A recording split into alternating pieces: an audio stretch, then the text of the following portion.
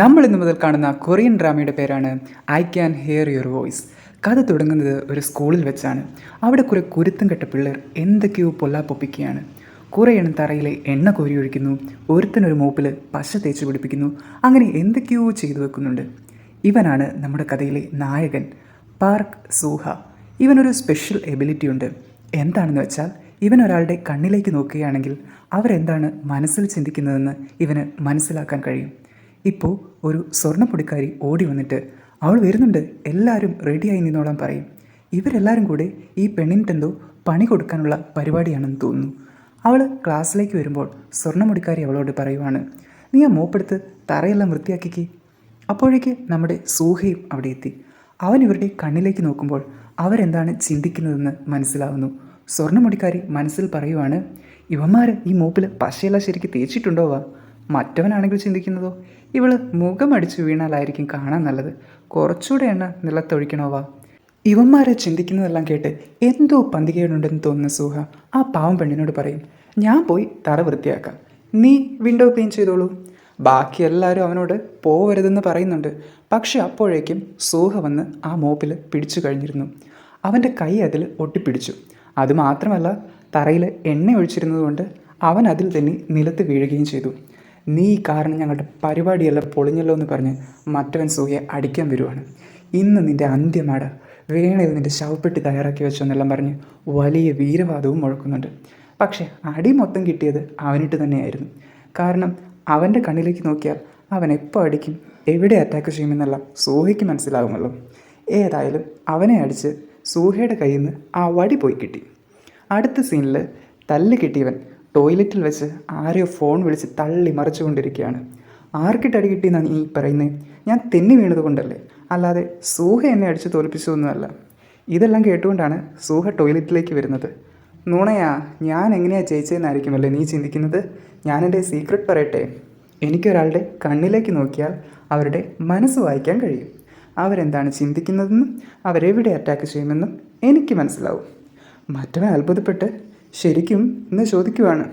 അപ്പോൾ സൂഹ ചിരിച്ചുകൊണ്ട് പറയും, ഞാനൊരു നുണ പറഞ്ഞതല്ലേ, അപ്പോഴേക്ക് നീ അത് വിശ്വസിച്ചോ? ഞാൻ എങ്ങനെയോ കാല് തെറ്റി വീണ് നിനക്കിട്ട് അടി കിട്ടിയതാ. ആ അതെ അതെ, അല്ലാതെ നീ എന്നെ എങ്ങനെ തോൽപ്പിക്കാനാണെന്ന് ഇവൻ പറയുമ്പോൾ മനസ്സിൽ ചിന്തിക്കുന്ന കാര്യം സൂഹ വായിക്കുന്നുണ്ട്. ഈ അനാഥൻ, പാവം തോന്നി ഞാൻ നിന്നെ വെറുതെ വിട്ടതാ. അടുത്ത സീനിൽ സൂഹ പുറത്തേക്ക് പോവാണ്. ഒരു ലോക്കറ്റ് നോക്കി അവൻ അവൻ്റെ പഴയ കാലത്തെക്കുറിച്ച് ചിന്തിക്കുന്നു. കുഞ്ഞു സൂഹയും അച്ഛനും കൂടി ഒരു യാത്ര പോവാണ്. അച്ഛാ, ഞാനിതുവരെ അക്വേറിയം കാണാൻ പോയിട്ടില്ല, അടുത്ത ആഴ്ച നമുക്ക് അക്വേറിയം കാണാൻ പോയാലോ? ഇങ്ങനെ പല കാര്യങ്ങളും അവർ പറഞ്ഞുകൊണ്ടിരിക്കുകയാണ്. അപ്പോൾ പെട്ടെന്നൊരു ട്രക്ക് വന്ന് അവരുടെ കാറിനിട്ടിടിച്ചു. പക്ഷെ അവരിരുവരും മരിച്ചിട്ടുണ്ടായിരുന്നില്ല. ട്രക്കിൻ്റെ ഡ്രൈവർ ഇറങ്ങി വന്ന് ഇവരെ നോക്കി. ഇവർ ജീവനോടെയുള്ളത് കണ്ട് അയാൾ ഞെട്ടി.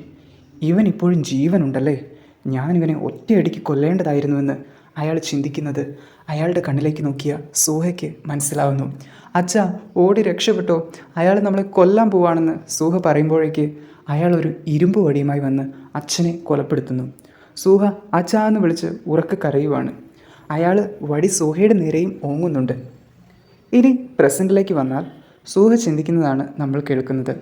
അന്ന് മുതൽ എൻ്റെ ലോകത്ത് 2 തരം ശബ്ദങ്ങളാണുള്ളത്. ഒന്ന് എല്ലാവർക്കും കേൾക്കുവാൻ കഴിയുന്ന ശബ്ദം, മറ്റൊന്ന് എനിക്ക് മാത്രം കേൾക്കാൻ കഴിയുന്നത്. എൻ്റെ ലോകം മറ്റുള്ളവരെക്കാൾ കുറച്ച് ശബ്ദം കൂടിയതാണ്. ഇങ്ങനെ സൂഹ പുറത്തിരിക്കുമ്പോൾ സ്വർണ്ണമുടിക്കാരി അങ്ങോട്ട് വന്ന് അവൻ്റെ കയ്യിൽ പറ്റിയ പശയെല്ലാം കളയാനുള്ള മരുന്ന് കൊടുത്തുകൊണ്ട് ചോദിക്കുകയാണ്, സൂഹ, നീ എന്തിനാ ഫേക്ക് ന്യൂസിന് വേണ്ടി ഞങ്ങൾ വെച്ച പ്ലാനെല്ലാം കുളമാക്കിയത്? ഓ, അത് ഫേക്ക് ന്യൂസിന് വേണ്ടിയായിരുന്നോ? എനിക്കറിയില്ലായിരുന്നുവെന്ന് സൂഹ പറഞ്ഞു. അത് നുണ. ഇനിയെങ്ങാനും നിനക്ക് ഫേക്ക് ന്യൂസിന് ഇഷ്ടമാണോ? കഴിഞ്ഞ വാലൻറ്റൈൻസ് ഡേക്ക് ഒരാളെ ഇഷ്ടമാണെന്ന് നീ പറഞ്ഞല്ലോ. അതെ, എനിക്കൊരാളെ ഇഷ്ടമാണ്, പക്ഷെ അതൊരിക്കലും ഫേക്ക് ന്യൂസ് അല്ല. അപ്പോൾ ആരാ അത്? ഇനി ഞാനെങ്ങാനും ആയിരിക്കുമോ എന്നാണ് സ്വർണ്ണമുടിക്കാർ ചിന്തിക്കുന്നത്. അത് മനസ്സിലായ സൂഹ, അത് നീയാണെന്നൊന്നുമല്ലല്ലോ നീ ചിന്തിക്കുന്നതെന്ന് പറയുവാണ്. ഏയ്, അങ്ങനെയൊന്നുമല്ല. എന്നാലും അതാരാ? അവൾ സുന്ദരിയാണോ? അവൾ എൻ്റെ ഫസ്റ്റ് ലവ് ആണ്. സുന്ദരി മാത്രമല്ല, അവൾ ഈ ലോകത്തിലേക്കും വെച്ച് സ്മാർട്ട് ആൻഡ് കൂളസ്റ്റ് വുമൺ ആണെന്ന് സൂഹ പറയുന്നു. ഇപ്പോഴാണ് നമ്മുടെ നായികയെ കാണിക്കുന്നത്. അവളിങ്ങനെ നടന്നു പോകുമ്പോൾ കുറച്ച് കുട്ടികൾ കളിച്ചുകൊണ്ടിരുന്ന ഒരു പന്ത് വന്ന് അവളുടെ ദേഹത്ത് ചെളി തെറിപ്പിക്കുന്നു. കുട്ടികൾ അവളോട് ആ പന്തൊന്ന് എടുത്തു തരുമോ എന്ന് ചോദിക്കുമ്പോൾ അവൾ ചെളി തൂത്ത് കളഞ്ഞ് ആ പന്തെടുത്ത് താഴേക്ക് ഇട്ട് കളയുന്നു. നമ്മുടെ നായിക ഒരു അഡ്വക്കേറ്റാണ്. വലിയ താല്പര്യമൊന്നും ഇല്ലാതെയാണ് അവൾ കേസ് വാദിച്ചുകൊണ്ടിരിക്കുന്നത്. ഇതെല്ലാം കഴിഞ്ഞ് പുറത്തിറങ്ങുമ്പോൾ അവളുടെ അമ്മ അവളെ ഫോൺ വിളിക്കുന്നുണ്ട്. നാളെയല്ലേ നിനക്ക് പബ്ലിക് ഡിഫൻഡറിൻ്റെ ഇൻ്റർവ്യൂ ഉള്ളത്? ഈ പബ്ലിക് ഡിഫൻഡർ എന്ന് വെച്ചാൽ പണം കൊടുത്ത് വാദിക്കാൻ ആളില്ലാത്ത ആളുകൾക്ക് വേണ്ടി ഗവൺമെൻറ് ഏർപ്പെടുത്തുന്ന അഡ്വക്കേറ്റാണ്. അമ്മ പിന്നെയും പറഞ്ഞുകൊണ്ടിരിക്കുകയാണ്, ഈ രാജ്യത്ത് ഞാൻ മാത്രമായിരിക്കും ഒരു വക്കീലായ മകൾക്ക് ഇപ്പോഴും പണം അങ്ങോട്ട് തന്നുകൊണ്ടിരിക്കുന്നത്. അതുകൊണ്ട് നാളെ എങ്ങനെയെങ്കിലും നീ ഇൻ്റർവ്യൂ പാസ്സായിക്കോണം, അല്ലെങ്കിൽ ഞാൻ എന്താ ചെയ്യുന്നതെന്ന് നീ നോക്കിയോ, നിൻ്റെ കിഡ്നി വിറ്റിട്ടെങ്കിലും എനിക്ക് പണം തന്നോണമെന്ന് പറഞ്ഞ് അമ്മ ഫോൺ വയ്ക്കുകയാണ്. അതിനിടയ്ക്ക് ഇങ്ങനെ ഡിസ്കൗണ്ട് കൂപ്പണെല്ലാം കൊടുത്തുകൊണ്ടിരിക്കുന്ന ഒരു അമ്മച്ചിയുണ്ട്. നായിക ആദ്യം തന്നെ 1-2 വാങ്ങിയതാണ്. അവൾ പിന്നെയും വന്ന് ഒരു കെട്ട് കൂപ്പൺ എടുത്തുകൊണ്ട് പോയി. അമ്മച്ചിയാണെങ്കിൽ ഇതേതാ ഈ സാധനം ഓർത്ത് അവളെ നോക്കി നിൽക്കുകയാണ്. ഇനി പിറ്റേ ദിവസത്തെ കാര്യമാണ്. ഇവനാണ് നമ്മുടെ സെക്കൻഡ് ഹീറോ. അയാളും പബ്ലിക് ഡിഫൻഡറിൻ്റെ ഇൻ്റർവ്യൂവിന് വന്നതാണ്. റൂം നമ്പർ 529 എന്നൊക്കെ നോക്കി റെഡിയായി വരുവാണ്. കുരിശൊക്കെ വരച്ച് പ്രാർത്ഥിച്ചിട്ടാണ് അകത്തേക്ക് കയറുന്നത്. അകത്തേക്ക് വരുമ്പോൾ ആകട്ടെ അവിടെ ആരുമില്ല. ആകെ നമ്മുടെ നായിക മാത്രം ഇരിപ്പുണ്ട്. ഞാൻ വിചാരിച്ചത്രയും ആളൊന്നുമില്ല എന്ന് പറഞ്ഞ് അയാൾ സന്തോഷിച്ചിരിക്കുകയാണ്. അയാൾ പല കാര്യങ്ങളും സംസാരിക്കുന്നുണ്ട്. എന്നാൽ നമ്മുടെ ഹീറോയിനാകട്ടെ അയാളെ വലിയ മൈൻഡൊന്നും ചെയ്യുന്നില്ല. അങ്ങനെ കുറച്ച് കഴിഞ്ഞ് ഒരാൾ വന്ന് നിങ്ങളെന്താ ഇവിടെ ഇരിക്കുന്നതെന്ന് ചോദിക്കുമ്പോഴാണ് അവരറിയുന്നത് ഈസ്റ്റ് വിങ്ങിലെ റൂം നമ്പർ 529 ഇൻ്റർവ്യൂ നടക്കുന്നത്. ഇത് കേട്ട ഉടനെ നമ്മുടെ ഹീറോയിൻ ആദ്യം ഓടി, പുറകെ മറ്റേ ആളും വെച്ചു പിടിച്ചു. അവിടെ ചെന്നപ്പോൾ ആട്ടെ ഒരു പെരുന്നാളിൻ്റെ ആളുണ്ട്. ഇത്രയും പേരെ കണ്ട് ഇവർ ഞെട്ടി നിൽക്കുകയാണ്. ആദ്യം നമ്മുടെ സെക്കൻഡ് ഹീറോയുടെ ഇൻ്റർവ്യൂ ആണ് കാണിക്കുന്നത്. അയാളുടെ പേര് പറഞ്ഞില്ലല്ലോ, ചാ ഗുൻ വു. നമുക്ക് ഏതായാലും ലോയർ ചാ എന്ന് വിളിക്കാം. ഹീറോയിൻ ആണെങ്കിൽ ഇങ്ങനെ പല ആളുകളോടും ചോദിക്കുന്ന ചോദ്യങ്ങളും അവർ പറയുന്ന ഉത്തരങ്ങളും ഡോറിൻ്റെ പുറകിൽ ഒളിഞ്ഞു നിന്ന് കേട്ടുകൊണ്ടിരിക്കുകയാണ്. അങ്ങനെ ഹീറോയിൻ്റെയും സമയമെത്തി. അവളുടെ പേര് ഹേ സുങ് എന്നാണ്. എല്ലാവരോടും ചോദിക്കുന്നത് പോലെ ജഡ്ജ് അവളോടും ചോദിക്കുന്നു, നീ എന്തിനാ ഒരു പബ്ലിക് ഡിഫൻഡറിൻ്റെ പോസ്റ്റിലേക്ക് അപ്ലൈ ചെയ്തത്?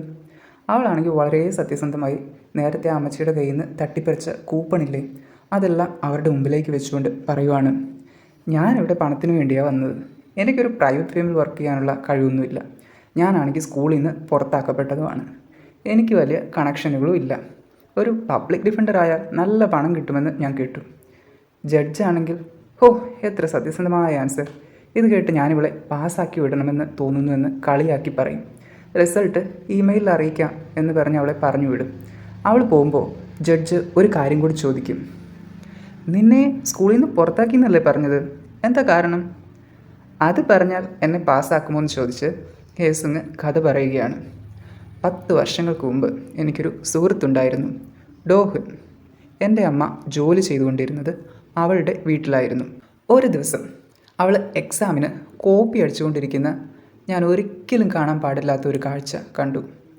എക്സാമിന് കോപ്പി അടിച്ച് ആ പ്രാവശ്യം അവൾ സ്കൂളിൽ 1ാം സ്ഥാനത്തെത്തി. അന്ന് വൈകുന്നേരം അവളെ കൺഗ്രാജുലേറ്റ് ചെയ്യാൻ വേണ്ടി ഒരു പാർട്ടി ഉണ്ടായിരുന്നു. ഞാനും അമ്മയും കൂടിയാണ് പാർട്ടിക്ക് ഭക്ഷണം ഉണ്ടാക്കിയത്. ഞാൻ അവർക്ക് ഭക്ഷണം കൊണ്ടു കൊടുത്തപ്പോൾ എന്നോടും കൂടാൻ വേണ്ടി അവർ പറഞ്ഞു. ഫയർ ക്രാക്കർ കത്തിച്ച് കളിച്ചുകൊണ്ടിരുന്നപ്പോൾ ഒരു പെണ്ണിൻ്റെ കയ്യിലേത് ഡോഹുനിൻ്റെ കണ്ണിൽ കൊണ്ടു. ആ സമയത്ത് ഞാൻ പേടിച്ചു പോയിരുന്നു. എങ്കിലും അവൾക്കത് കിട്ടേണ്ടത് തന്നെയാണെന്ന് ഞാൻ കരുതി. അങ്ങനെ ഫ്ലാഷ് ബാക്കിലെ കഥ തുടരുമ്പോൾ ഹേസുങ്ങും അമ്മയും കൂടി ആശുപത്രിയിലേക്ക് ഭക്ഷണവുമായി പോവാണ്. അവിടെ ഡേഹുനിൻ്റെ അച്ഛനും അമ്മയും കൂടി ആരാണിത് ചെയ്തതെന്ന് അവളുടെ കൂട്ടുകാരോട് ചോദിച്ചുകൊണ്ടിരിക്കുകയായിരുന്നു. ഇത് ശരിക്കും ചെയ്ത കൂട്ടുകാരി ഈ സമയം അങ്ങോട്ടേക്ക് വന്ന നമ്മുടെ നായിക ഹേസുങ്ങിൻ്റെ പേര് പറഞ്ഞു. അതെ, ഞാനും കണ്ടുവെന്ന് ഡേഹുനും കള്ളം പറഞ്ഞു. ഞാനല്ല ചെയ്തതെന്ന് ഹേസുങ് എത്ര പറഞ്ഞിട്ടും ആരും വിശ്വസിച്ചില്ല. ആകെ അവളുടെ അമ്മ മാത്രമാണ് അവളെ വിശ്വസിച്ചത്. ഡേഹുനിൻ്റെ അച്ഛൻ ഒരു ജഡ്ജാണ്.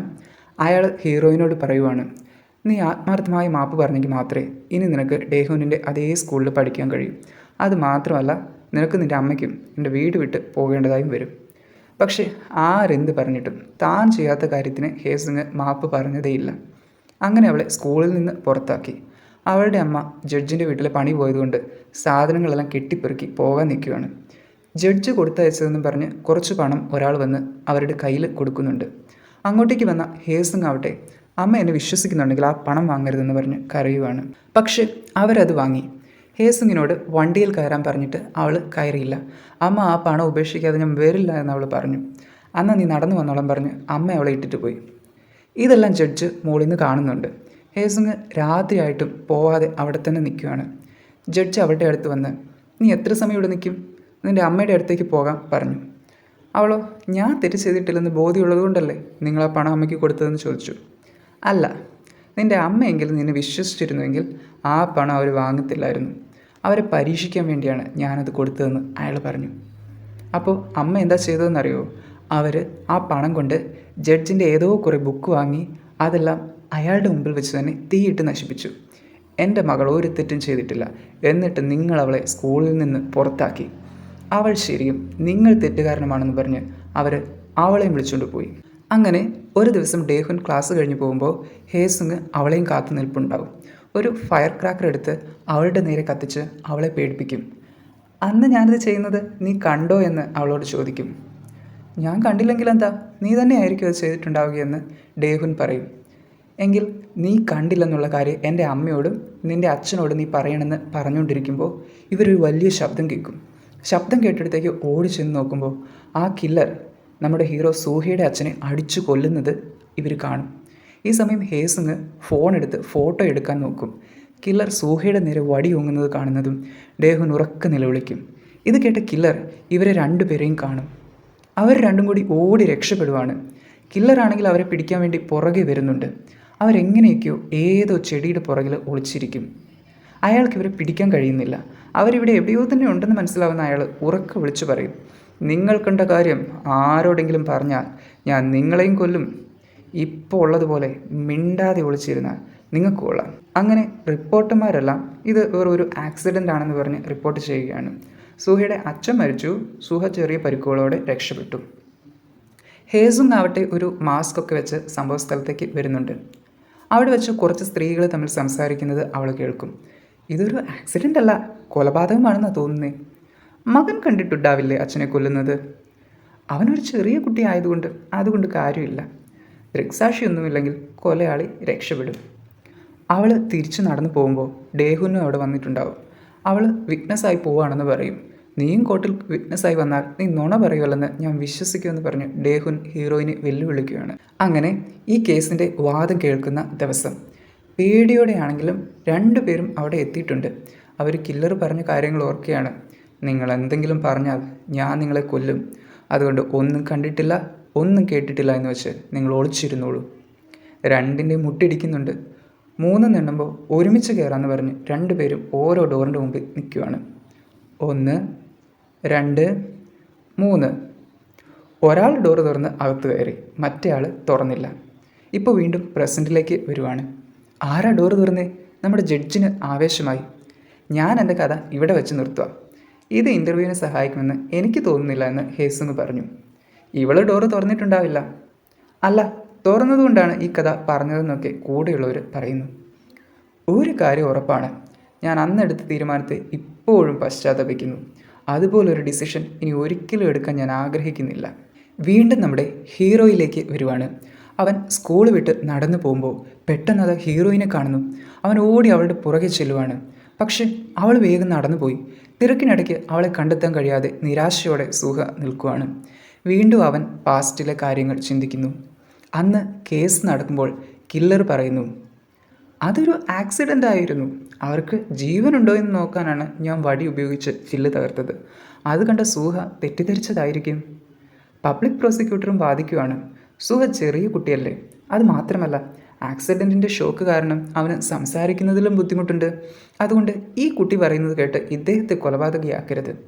ഇപ്പോൾ കില്ലർ മനസ്സിൽ വിചാരിക്കുകയാണ്, ഈ പൊട്ടന്മാരല്ല എൻ്റെ സൈഡിലാണല്ലോ. അയാളുടെ കണ്ണിലേക്ക് നോക്കിയ സൂഹയ്ക്ക് ഇത് മനസ്സിലാവുന്നു. ഉടനെ ഒരു പേപ്പറിൽ അത് അവൻ എഴുതി കാണിക്കുകയാണ്. എനിക്ക് മറ്റുള്ളവരുടെ മനസ്സ് വായിക്കാൻ കഴിയുമെന്ന് കൂടി അവൻ പറയുന്നു. ഇത്ര ആയപ്പോഴേക്ക് സൂഹയുടെ തലയ്ക്കെന്തോ പറ്റിയിട്ടുണ്ടെന്ന് അവരെല്ലാം ചിന്തിക്കുന്നു. വിറ്റ്നസ് ആരെങ്കിലും ഉണ്ടോ എന്ന് ജഡ്ജി ചോദിക്കുവാണ്. അപ്പോഴാണ് ഡോറ് തള്ളി തുറന്ന് നമ്മുടെ ഹീറോയിൻ അങ്ങോട്ട് വരുന്നത്. അവൾ മറ്റേ ഡോറിലേക്ക് നോക്കുന്നുണ്ട്. പക്ഷേ ഡേഹുൻ ഇവളെ പറ്റിച്ചു, ഡോറ് തുറന്നില്ല. ഇവൾ ഉള്ള ധൈര്യമെല്ലാം സംഭരിച്ച് പറയുവാണ്, അതെ ഞാൻ വിറ്റ്നസ്സാണ്. ഇയാൾ ആ മനുഷ്യനെ വടി ഉപയോഗിച്ച് കൊലപ്പെടുത്തുന്നത് ഞാൻ കണ്ടു. സൂഹയോട് ചോദിക്കും ഇവൾ വിറ്റ്നസ്സാണോ എന്ന്. അവൻ അതെ എന്ന് തലയാട്ടും. അപ്പോൾ വീണ്ടും പബ്ലിക് പ്രോസിക്യൂട്ടർ വാദിക്കും, ഇവൾ ഇതുവരെ ഈ ഇൻവെസ്റ്റിഗേഷനിൽ പങ്കെടുത്തിട്ടില്ല. സൂഹയുടെ അവസ്ഥ നമുക്കറിയാലോ. അവൻ പറയുന്നത് കേട്ട് ഇവളെ വിറ്റ്നസ് ആക്കാൻ കഴിയില്ല. ഇതൊക്കെ കേട്ട് കില്ലർ ചിരിച്ചുകൊണ്ടിരിക്കുകയാണ്. അപ്പോഴാണ് ഹീറോയിൻ അവളുടെ ഫോൺ എടുത്ത് നീട്ടുന്നത്. ഇയാൾ ആ മനുഷ്യനെ വടികൊണ്ട് അടിച്ചു കൊലപ്പെടുത്തുന്ന ഫോട്ടോ ഞാൻ എടുത്തിട്ടുണ്ട്, ഇത് തെളിവായി കൂട്ടില്ലേ? ഇത് കേട്ടത് കില്ലർക്കാകെ വിരളി പിടിച്ചു. അവൻ അലറി വിളിച്ച് ഹേസുങ്ങിൻ്റെ നേരെ വന്നു. കൊല്ലുമിടി നിന്നെ നിന്നോട് ഞാൻ പറഞ്ഞതല്ലേ മിണ്ടിപ്പോകരുതെന്ന്. ഇത് അവസാനിച്ചെന്ന് നീ കരുതണ്ട, തുടങ്ങിയിട്ടേ ഉള്ളൂ, നിന്നെ ഞാൻ കൊല്ലുമിടി. അപ്പോഴേക്ക് ജഡ്ജി അയാളെ പിടിച്ചുകൊണ്ട് പോയി ജയിലിലിടാൻ ഓർഡർ ഇട്ടു. കോടതിക്ക് പുറത്ത് വെച്ച് സുഹ ഹേസുങ്ങിനെ താങ്ക് യു എന്ന് എഴുതി കാണിക്കും. അവൾക്കാണെങ്കിൽ ദേഷ്യമാണ് വരുന്നത്. ഇതെല്ലാം നീ കാരണമാണെന്ന് അവൾ കരഞ്ഞുകൊണ്ട് പറയും. അവൾ ചിന്തിക്കുവാണ്, അയാൾ എന്നെ കൊല്ലുന്നല്ലേ പറഞ്ഞത്, ജയിലിൽ നിന്ന് ഇറങ്ങുമ്പോൾ അയാൾ ശരിക്കും വന്ന് കൊന്നാൽ ഞാൻ എന്ത് ചെയ്യും? അവളുടെ കണ്ണിലേക്ക് നോക്കിയ സൂഹയ്ക്ക് ഇത് മനസ്സിലാവും. അവനവളെ കെട്ടിപ്പിടിച്ചുകൊണ്ട് പതിയെ പറയാൻ ശ്രമിക്കും, ഇനി വീണ്ടും നിന്നെ കാണുകയാണെങ്കിൽ ഞാൻ നിന്നെ സംരക്ഷിക്കും. വീണ്ടും പ്രസൻറ്റിലേക്ക് വരുമ്പോൾ സൂഹ എല്ലാം ഡയറിയിൽ എഴുതിക്കൊണ്ടിരിക്കുകയാണ്, ഞാൻ നിന്നെ സംരക്ഷിക്കും. അവൻ സകല അടി ഇടിയെല്ലാം പ്രാക്ടീസ് ചെയ്യുന്നുണ്ട്. അവൻ വഴിയെ പോകുന്ന ഓരോരുത്തരെയായി നോക്കിക്കൊണ്ടിരിക്കുകയാണ്. അത് ഹേസങ്ങാണോ എന്ന്. അവൻ്റെ ജീവിതത്തിലെ ഒരേ ഒരു ലക്ഷ്യം അവളെ സംരക്ഷിക്കുകയാണ്.